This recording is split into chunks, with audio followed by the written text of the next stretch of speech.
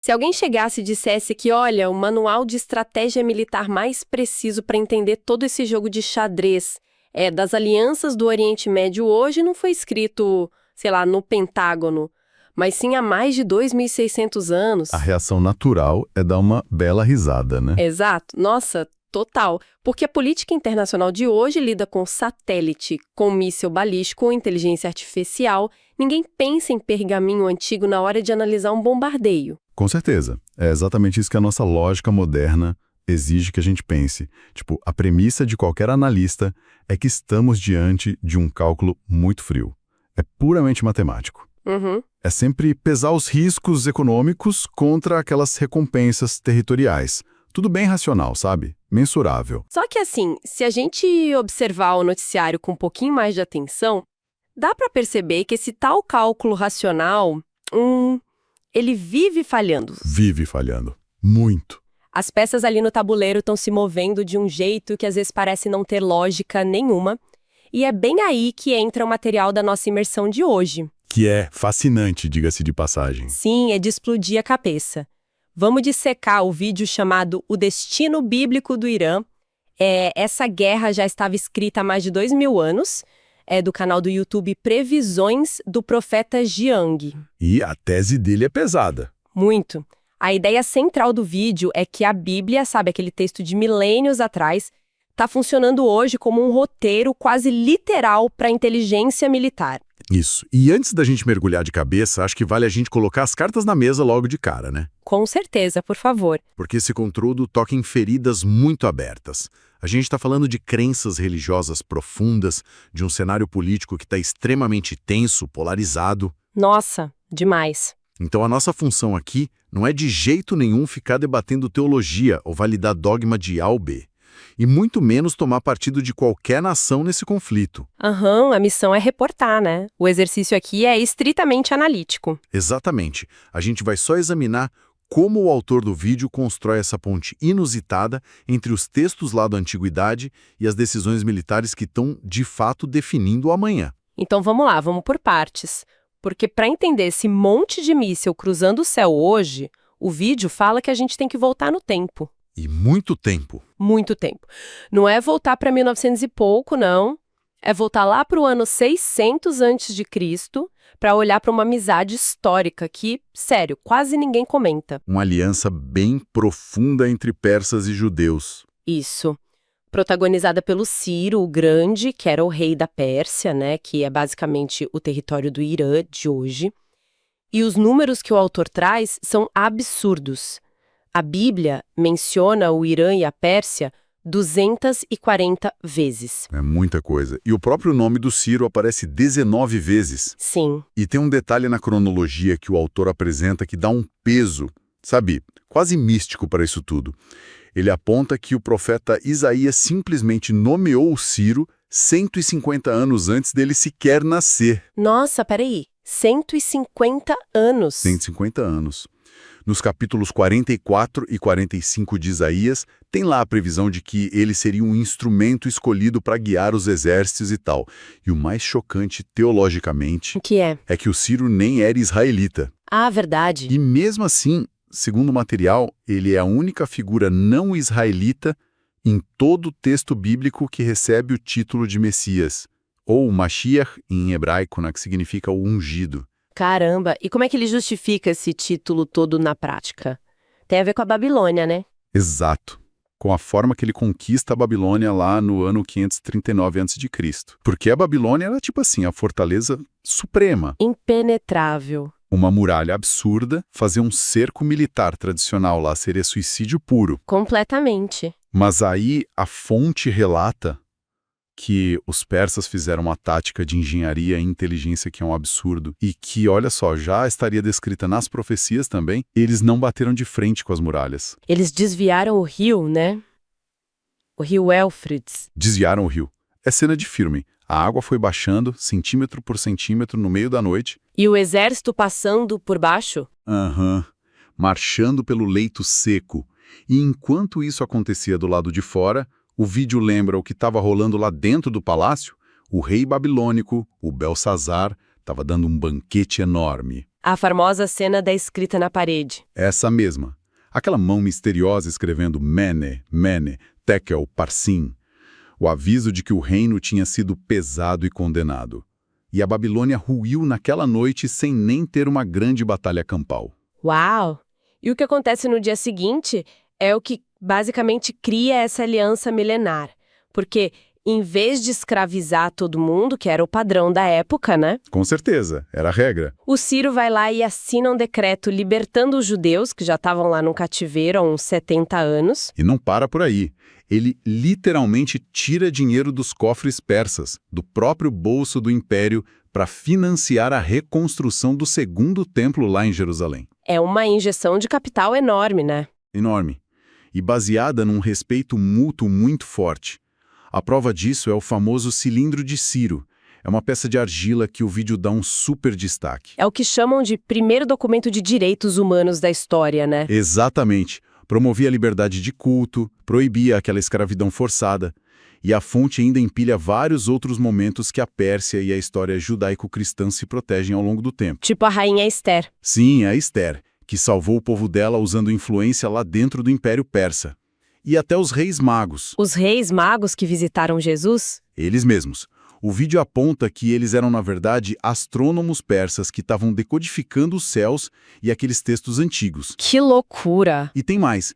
Tinham iranianos no Pentecostes, na fundação da Igreja Cristã, e foram eles que levaram essa fé até a China usando a Rota da Seda. Gente, é o tipo de detalhe que faz a gente parar tudo e repensar completamente o que a gente assiste no noticiário. Muda a perspectiva. Muda muito. Para quem está escutando a gente, pensa numa analogia assim bem do dia a dia.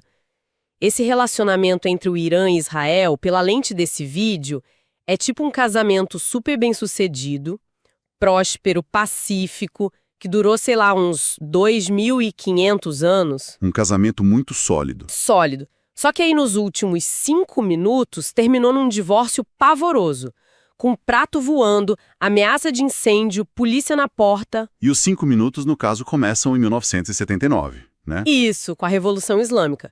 Só que o problema é que a opinião pública, todo mundo que assiste jornal, só consegue enxergar esses 5 minutos finais de briga e apaga totalmente 2,5 milênios de amizade. É o recenseamento da história, né?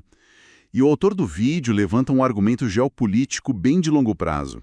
Ele diz que as raízes geográficas, os interesses comerciais estruturais e até a compatibilidade das civilizações, elas costumam ser forças muito mais fortes do que os surtos ideológicos de curto prazo. Tipo, ideologia muda a cada década, conforme o governo, mas a geografia e a economia puxam os países de volta para o equilíbrio natural deles. Olha, aí é que eu travo, confesso. Porque, pensa bem, se a inércia toda da história puxava para o lado da proteção mútua, desse equilíbrio comercial todo, como é que o autor do vídeo explica essa virada tão violenta? Essa é a grande questão. Porque, para virar esse estado de guerra que a gente tem hoje, tem que ter um motivo. E aí o vídeo aponta lá para as visões de mais 2 profetas antigos, o Daniel e o Ezequiel. Isso, eles marcam exatamente o ponto de inflexão na narrativa. É aí que o Irã deixa de ser o redentor, o protetor, e vira o adversário. E a parte do Daniel é crucial para decodificar esse mapa. Ele era um conselheiro na corte estrangeira, certo? Exato. E o texto diz que ele mapeou a queda de impérios com séculos de antecedência. O vídeo detalha aquela visão da estátua gigante. A cabeça de ouro era a Babilônia. O peito e os braços de prata eram os medo-persas. O ventre de bronze era a Grécia, né? Isso. As pernas de ferro eram Roma. E os pés, que eram uma mistura de ferro e barro, seriam as alianças modernas, que são super frágeis. Mas e aquela parte das 4 bestas? A precisão me assustou um pouco, principalmente o urso. A visão do urso é muito específica. A besta é descrita como um urso que levanta mais de um lado do que do outro, fica meio torto, sabe? E o vídeo explica isso como? Ele diz que essa assimetria física representa bem a aliança que era desigual entre os medos e os persas. A Pérsia era o lado levantado, porque tinha muito mais poder. Mas a virada narrativa para a guerra mesmo rola quando a gente sai do Daniel e cai no capítulo 38 do Ezequiel. Ah, a famosa profecia de Gog e Magog. Essa mesma. A descrição de uma coalizão militar gigantesca marchando contra Israel lá nos últimos dias. E adivinha quem é o primeiríssimo nome na lista de convocados? A Pérsia. A Pérsia. É ali que a história antiga bate de frente com a inteligência moderna. Porque Ezequiel não fala só da Pérsia. Ele lista uma galera. Ele fala em Ros, Gomer, Togarmá, Cuxi e Put. Peraí. Como é que o autor ou os estudiosos dão esse salto de pegar um nome tipo Ros e dizer que é a Rússia de hoje? Tem alguma base geográfica séria para isso ou é só porque o som parece? Não é só fonética, embora tenha raiz parecida, né? O material se baseia nas rotas migratórias documentadas dessas tribos antigas. Eles foram mapeando essas migrações para o extremo norte, ali para cima do Mar Negro, região do Cáucaso. Ah, entendi. E os outros nomes também. Gomer e Togarma costumam ser localizados nas montanhas que hoje formam a Turquia. Cuxi é ligado ao Sudão e Put é o território da Líbia moderna. Gente! Ou seja, se a gente pegar o mapa de Ezequiel e colocar em cima do mapa do noticiário de hoje, Dá um match perfeito. dá o exato eixo da resistência atual. O vídeo até lembra dos relatórios de defesa, né? Que a Rússia está fornecendo apoio militar direto para o Irã, a Turquia está, fazendo uns movimentos diplomáticos bem agressivos, se afastando do Ocidente, da OTAN. E tem o caos no Sudão e na Líbia também, que virou um terreno super fértil para mercenário russo atuar. O texto antigo literalmente desenhou as manchetes do mês passado. O que traz a grande provocação do vídeo. Como é que um texto de 2.500 anos atrás espelha perfeitamente a tática militar do século XXI? Essa precisão é que choca todo mundo. Mas assim, a grande dúvida que fica para mim é: a profecia está se cumprindo sozinha, de forma mágica, ou os líderes lá em Teherã, em Jerusalém, lá em Moscou, estão com o livrinho aberto, lendo os textos e forçando a barra para a realidade encaixar na profecia? Essa charada é o que empurra a gente para o conceito mais denso e, vou te falar, assustador de toda a análise do vídeo, que é a tal da convergência escatológica. Ah, essa parte é pesada. É o momento em que a religião pura simplesmente hackeia as regras da teoria dos jogos e da diplomacia moderna. Deixa eu tentar traduzir a gravidade disso para quem está ouvindo a gente, porque na teoria dos jogos clássica, que o pessoal lá do Pentágono adora usar, o modelo matemático parte de um princípio básico: todo mundo quer sobreviver. É o mínimo esperado de um ser humano racional, né? Exato. O objetivo de qualquer presidente ou de um ditador é enriquecer o país, aumentar o poder dele e, principalmente, não ser varrido do mapa. A famosa destruição mútua assegurada. Isso. Eu não aperto o botão para te explodir, porque eu sei que você aperta de volta e nós dois morremos. É super racional. A lógica do Ocidente depende 100% do medo da morte, do medo de perder o patrimônio. Só que a convergência escatológica joga isso tudo pela janela. Totalmente. O vídeo mostra que as 3 religiões gigantes do planeta, cristianismo, islamismo e judaísmo, têm visões muito fortes sobre o fim do mundo. E o problema estrutural é que as 3 narrativas apontam para a mesma geografia, para os mesmos eventos. Pensa no nível da ironia, ou da tragédia disso. Porque você tem cristãos de uma certa linha que olham para essa movimentação toda de exércitos e sentem que precisam apoiar a guerra de Gog e Magog, politicamente falando. Para acelerar a volta do Messias deles. E do outro lado, tem facções radicais lá no mundo islâmico, lendo os próprios textos e achando que estão na batalha final contra os opressores. E bem no meio da confusão, tem os grupos messiânicos judaicos querendo construir o terceiro templo o mais rápido possível, pro Messias deles reinar. E lembra que o Ciro ergueu o segundo templo num clima de paz e tolerância. Exatamente. Mas hoje, pelas regras ali do terreno, construir esse terceiro templo significa passar com um trator em cima da mesquita de Al-Aqsa, que é sagrada para o Islã. É a receita de um colapso imediato. E é por isso que os supercomputadores lá de Washington vivem errando as previsões. Porque tentar prever um jogador movido por essa força religiosa não funciona. Porque o objetivo desse líder extremista não é proteger o PIB, né? Não é salvar a economia ou até a própria vida. O objetivo dele é cumprir o roteiro, custe o que custar. Para ficar bem visual, é imaginar um cruzamento gigante no centro de uma cidade, sem nenhum semáforo. Aí você tem 3 grupos enormes de carros acelerando para entrar nesse cruzamento. E cada grupo está usando um GPS diferente. E os 3 mandam acelerar. Sim, por uma falha do sistema, os 3 mapas mandam acelerar e cruzar exatamente no mesmo segundo. Eles não se conhecem, ninguém mandou mensagem combinando uma batida de trânsito, não tem uma conspiração numa sala escura, a batida vai ser pavorosa. E é inevitável, porque todo mundo está de olho vendado seguindo o próprio mapa. Nossa, essa analogia do GPS é perfeita para explicar a diferença que o autor faz entre conspiração e convergência. Porque numa conspiração tem um alguém no comando. Tem o líder. Se a inteligência descobre quem é, vai lá, prende o cara e o plano acaba. Mas a convergência é orgânica, é massiva, é invisível. A gente está falando de bilhões de pessoas, de políticos tomando microdecisões todo dia que empurram o mundo para a guerra. Só porque o GPS cultural deles está mandando. Visceral de como isso anula até o blefe militar. Ele volta na identidade xiita do Irã, que nasceu ali na Batalha de Karbala. A história é do Hussein, certo? Isso. O Hussein preferiu enfrentar um exército infinitamente maior e ter uma morte honrosa do que se render. E a fonte argumenta que os líderes da ala mais dura do Irã pensam assim hoje. Para eles, enfrentar a máquina de guerra dos Estados Unidos e morrer no processo não é uma falha tática. É o prêmio máximo. É a realização espiritual.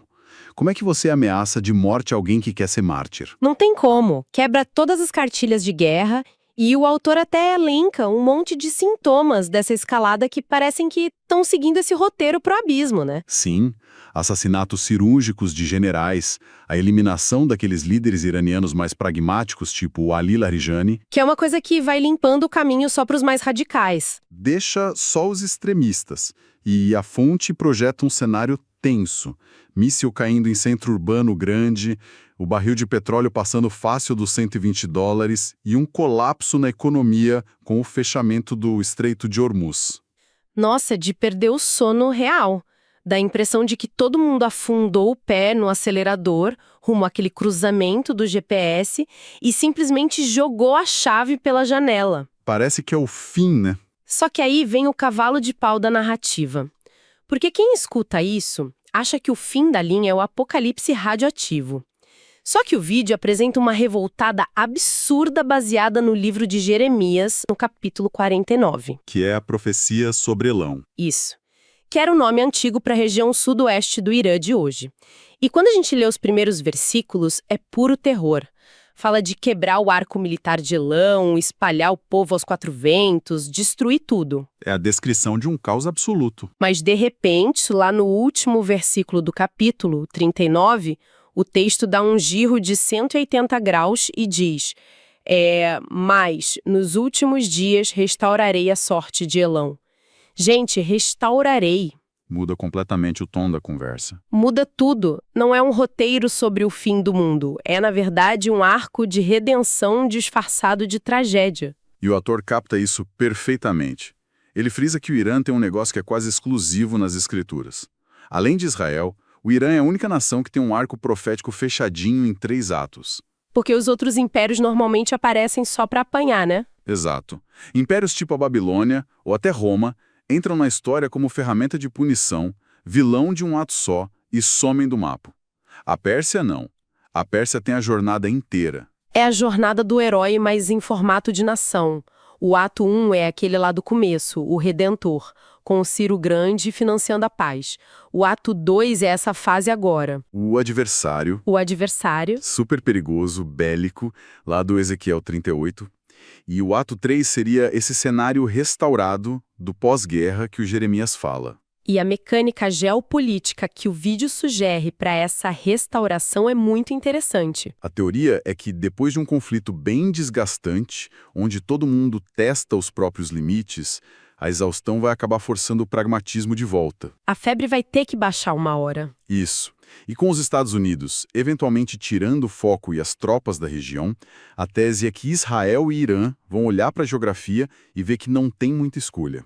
Vão ter que dividir o Oriente Médio. Nos bastidores, né? Uma governança meio silenciosa. Israel ficaria com influência no Levante e no Mediterrâneo, e o Irã retomaria aquele domínio histórico sobre o Golfo e o Estreito de Hormuz. O medo que um tem do outro criaria uma estabilidade nova, retomando aquela fase do Ciro. Então, no fim das contas, a lente desse vídeo transforma esse terror todo num sintoma de uma febre muito alta. Dói demais, é perigoso, mas é um rito de passagem necessário para limpar a infecção e o tabuleiro voltar a se arrumar. A grande sacada do material é justamente mostrar que as forças históricas e a geografia acabam sempre vencendo as hostilidades de curto prazo. Essa fúria atual não consegue apagar a lógica de milênios. Uau! É muita coisa para processar. Olha só o tamanho da viagem que a gente fez. Foi longe? A gente começou lá com o rei persa secando um rio no meio da noite para libertar um povo estrangeiro. Passamos por estátuas de vários metais decodificadas em cortes na antiguidade e terminamos na era dos mísseis e do urânio enriquecido, onde o martírio está ganhando da matemática militar. E com aquela sugestão bem digesta de que os generais mais brilhantes de hoje podem estar só lendo o texto de uma peça escrita há 26 séculos, sem nem saberem. Sem nem saberem. O que levanta perguntas de $1 milhão, né? Quem é que está no controle de verdade?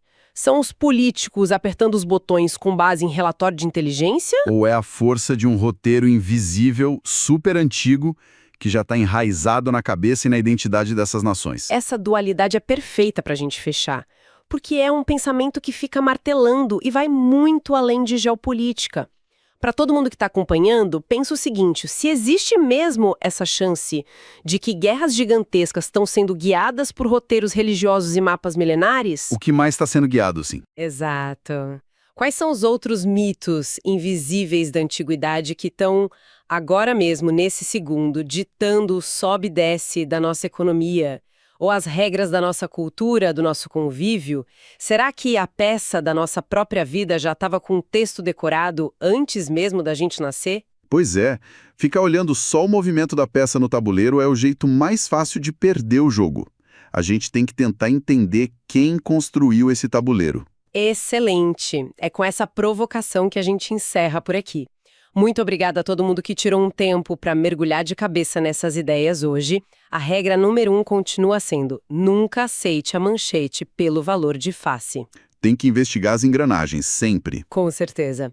Um forte abraço e até a nossa próxima imersão.